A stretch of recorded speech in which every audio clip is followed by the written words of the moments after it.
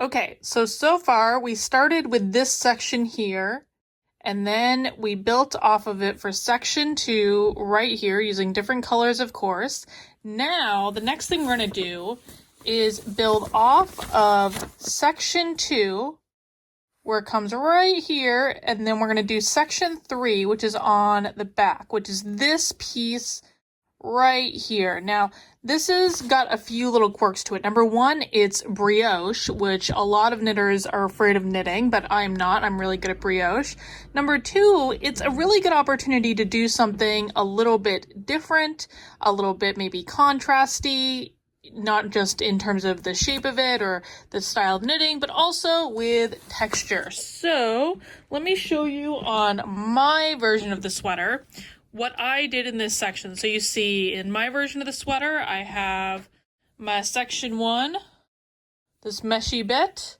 I have my section 2, my seed stitch all the way up over the shoulder. And then for section 3, what I did was I held together one piece of the normal merino yarn with one piece of a mohair, which makes it just a little fuzzy. You can see it's like a little fuzzy for a little bit of a different texture. This also allows you to actually see the brioche stitch that we're going to be knitting. So you can see it definitely looks a little bit different than your typical, like this is a garter stitch or this is the seed stitch, which we just did in the last section. So we're going to be doing a one color brioche, but we are going to be holding two different pieces of yarn together. Now, based on the vote, we are going to be using blue. Now, this was the blue that people picked out in the public vote, and then I wanted to match it with a fuzzy yarn. And so on this one, we have, and this was a last minute choice, by the way. This was not originally going to be the choice, but then I said, I think I've got something in my stash that's going to be even better than what I was thinking about. So I pulled out this blue melted baby suri from Ching Fiber. Now, this is something that, listen, I don't give away my melted baby suri for just anyone, Adam. This is like sought after yarn right here. So I hope you appreciate me giving up of some of my coveted melted baby suri for your sweater. But I think it's going to look really good. I think it's going to go well with this really nice blue, and it's going to add a little bit more texture to it. One of the reasons we want to keep this relatively simple, we're going to use the same colors for the whole section, is brioche is kind of distinctive on its own. And so you want to make sure that you can actually see the pattern of the knitting and it doesn't get overwhelmed by like a really busy yarn or lots of different color changes or things like that. Because when you have a lot going on like we had in our section 2, here, I'll just pull that up. Like how going on in our section 2, that's like a lot of color. There's a lot of things going on, but it's like a really simple stitch underneath it, right? So if we're doing brioche, we want to show off the brioche stitch just as much as we want to show off the yarn. So usually when you have a more complicated stitch, it's better to have a little bit of a simpler pattern, yarn that's maybe not too busy. And you might think like this seems really busy, but once we combine it with the blue, you're just going to see it's just going to offer like a little bit of accent. It's not going to be over the top. So, okay. The good thing about this section is the very first thing we don't need to pick up stitches or anything. The stitches we're going to be using are already on the needle. And the very first thing we have to do is we have to just knit all of the stitches just to get this new yarn attached. And then I'm also at the same time going to show you a technique for weaving this end in so that we can do the lazy route and don't have to do it later. Now, this is a little bit different than the other lazy weaving in of the ends that I've done before. So you'll see the difference, because this one we're going to be behaving a little bit more responsibly with this particular knitting in of the yarn. Okay, hang on. I'm going to adjust my camera here because I'm not seated in a comfortable position, and that's a problem when it comes to knitting. Okay.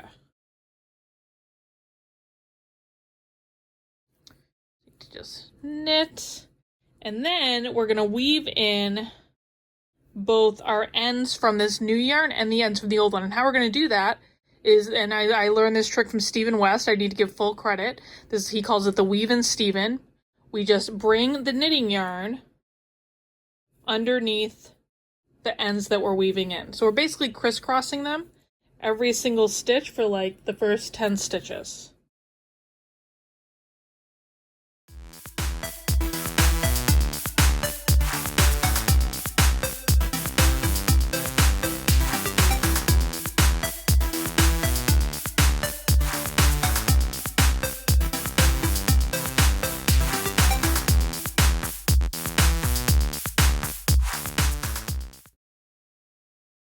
All right, so that's enough of that weaving in. We've got that nice, you'll see that that's weaved in nice and tight in the back so that we don't have to see it. And the reason you do that is number one, so we didn't want to weave the yarns together like we did in the previous sections because it's completely different yarn. It's not going to blend. And so you want to make sure, if, you know, I could have conceivably weaved in the stitches from these two, but you just want to make sure that, you know, it's not going to disrupt the design. If it's going to disrupt the design, just weave it in the back and it's not a big deal. All right, so now we need to knit across the entire rest of the row.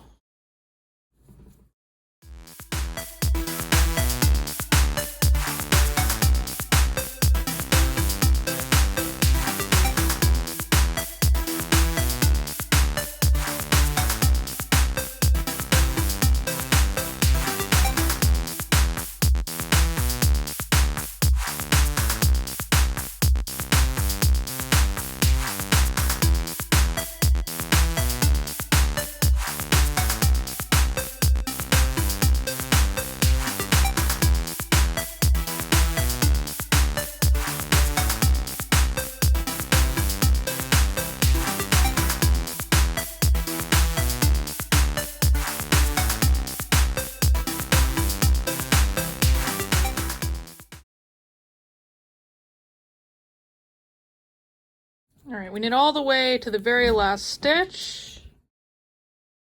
And then we do slip with yarn in front, and that creates our selvage stitch, which we're gonna need a little bit later. All right, now this next row is the setup for the brioche, because basically when you're knitting brioche, listen, I don't know the technical reasons for how brioche works, but you're basically you're gonna be knitting two different sets of stitches at the same time. And so the first thing we need to do is set that up, and you're gonna see how all this works as we get into it. So what we need to do for this is we start with knit one, and then we need to bring our yarn forward because we're about to do a yarn over. So you knit one, slip one, and then this is our yarn over right here. And it's gonna come over as soon as we knit the next stitch. You'll see it comes right over. So that other stitch has a little wrap around it, okay? So now we bring our yarn forward again. We do our slip one yarn over and knit one. And so what this is gonna do, I get some extra slack on my yarn. What this is gonna do is, it's a little bit hard to see when we're holding two strands of yarn, but you'll see this is our knit one and this is our slip one yarn over. So the slip one yarn over has basically two that we're gonna combine, and then the knit ones has only one. And for the purpose of brioche, you want to think of these two stitches with the yarn over to be the same as one stitch. You're always going to knit these together. You always have to knit these together. If you screw up in brioche, it is extremely hard to fix. And so we want to just be extra careful until we're really good at brioche. But once you get really good at it, it like makes it a lot easier. And then we just have to continue across the whole row doing our slip one, yarn over, knit one. I'm going to do that to the very last stitch, where we are again going to slip with the yarn in front to create our selvage stitch.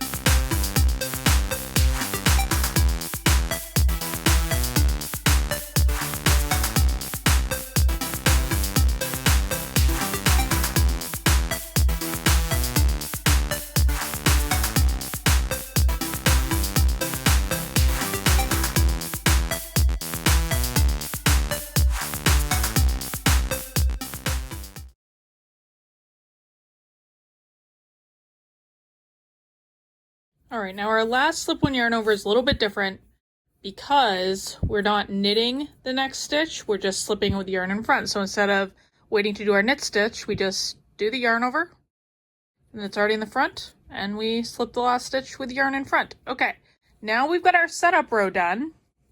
And so now we can actually get into the pattern. So we're going to knit across. So this, even though we're holding, the knitters will know what I'm talking about here. Even though we're holding two strands of yarn together, this is not two color brioche. Okay, so we're not going to do two separate passes. Normally in brioche, what you do is you do a pass with like this yarn first, and then you slide your stitches back to the end of the needle and you do another one with this one. We're not doing that because for our purposes here, we are treating this as one single strand of yarn because we're marling it together. So we're only going to treat this as though it is one color brioche, even though we are knitting with two strands of yarn. All right, so what we need to do here is we need to knit one, and then we are going to introduce the bark stitch, which is basically like the brioche version of knitting, which is essentially that you're going to knit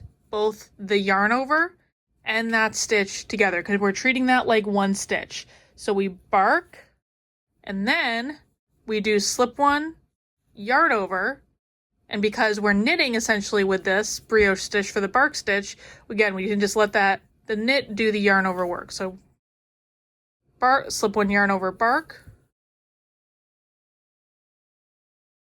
and we're going to do this until we get to the last 4 stitches in the row.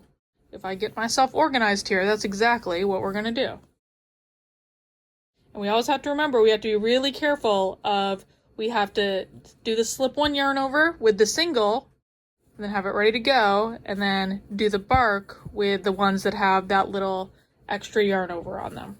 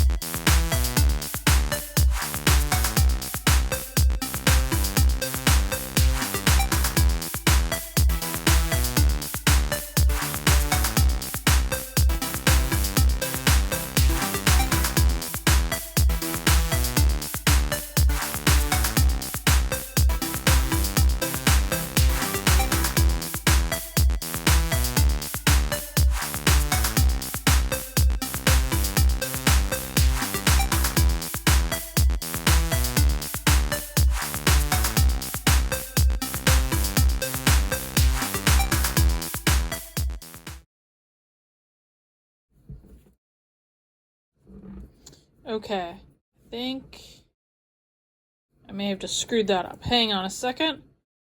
1, 2, 3. I did screw that up. Okay, that's all right. So I can just make sure I know. Brioche is like, you gotta be really careful when you're fixing brioche, man. You gotta be really extra careful. Okay, and the reason I had to do that is because I needed we needed to knit to the last 4 stitches. Now, because we're treating this little yarn over stitches as one, that's 1, 2, 3, 4. And the reason we needed to knit to the last 4 is because now we need to do a right-leaning decrease for brioche, which I always forget how to do. And so I always forget the difference between, because with brioche, every time you decrease, like, you know how we've been doing knit 2 together with that meshy detail and with the last section? Well, that's our basic decrease stitch. With brioche, it's a little bit more complicated because of the pattern that it takes. So let's see. The first thing we need to do for that is to slip this first stitch knitwise, and then we knit the next stitch past. Okay, so then we knit this stitch. I have to refer to the directions because I do not remember the difference. I haven't knit brioche in a while. And then we pass this first slip stitch over, and then we transfer this stitch to the other needle, and then we pass this stitch over. So now we have gone down 2 stitches, and that is our decrease, because this section is going to form into a little triangle. So every time that we knit to the end, we're going to need to knit a little triangle. All right. All right, so I wanted to get the brioche set up and going a little bit so that I could actually show you what it looks like. Like I said, it does get a little clunky when you first start doing it and it looks really messy, but once you actually get a couple rows into it, you see that the braids start coming out and you can start to see more texture to it. And the cool thing about brioche is it's a completely reversible fabric, so it's going to look, this is a 1-color brioche, so it's going to look exactly the same on one side as it does on the other. You're just going to see that the braids are in the opposite section. So if we have the braid on here, that's going to be in between the braids on this side over here. So I just wanted to get it set up a little bit more so that I could come back and do a more thorough demonstration of actually how to do the brioche. So let's see. It gets really tricky when you're doing a marled 1-color brioche, especially when you add in the baby suri. So we need to be very, very careful that we're getting both strands every single time that we do a stitch. Okay, so if you're combining it with some fuzzy yarn, or in this case, the baby suri is a thicker weight than, like, say, a mohair, you just have to be really careful, pay some extra close attention. All right, so we're going to knit the first stitch, and then every time we come to a stitch that has the little yarn over on it, we're going to make sure we knit those 2 together. Then we bring our yarn to the front. Then we slip the single stitch, because we're going to do a yarn over when we knit the next stitch together, or bark when it's called when you're doing brioche knitting. Sorry, I just woke up. I literally have not even had coffee yet as of the filming of this video. So slip 1 with the yarn over because you're doing it in front, and then you bark, which is brioche knit. And so this is what we're going to do just for a little while. This is basically the only stitch we even need to worry about until we get to the last 4 stitches of the row, when we're going to do a right-leaning brioche decrease, which is a little bit complicated. I did not demonstrate it well in the previous version of it because I had forgotten the difference between a right-leaning and a left-leaning, but I have studied up. I've done it a couple times now, and I learned, so it's going to be a little bit better to demonstrate it this time. So it's really important that a quick tip is, it's very important that you're always knitting the yarn over with the correct stitch. And the way you know how to do that is you're always going to be knitting into the row that looks like the braids. If you are knitting into the row in between the braids, something has gone wrong. You need to go back and figure that out, because the yarn over is always on both sides going to have the row that has the braid. So if you're not knitting into and creating a new braid, then something has gone horribly wrong, which happened to me actually quite a bit when I first started doing brioche, and I did not understand the way it all worked. All right, so let's just get to the final 4 stitches of the row.